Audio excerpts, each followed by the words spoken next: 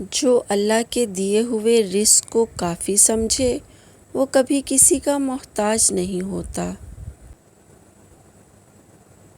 نبی کریم صلی اللہ علیہ وآلہ وسلم نے ارشاد فرمایا، لوگوں میں بدترین شخص وہ ہے کہ جسے اس کی بد کلامی کے ڈر سے لوگ چھوڑ دیں۔ نبی کریم صلی اللہ علیہ وآلہ وسلم نے ارشاد فرمایا، تم اللہ تعالیٰ سے ایسی حالت میں دعا کیا کرو کہ تم قبولیت کا یقین رکھا کرو اور یہ جان رکھو کہ اللہ تعالیٰ غفلت سے بھرے دل سے دعا قبول نہیں کرتا۔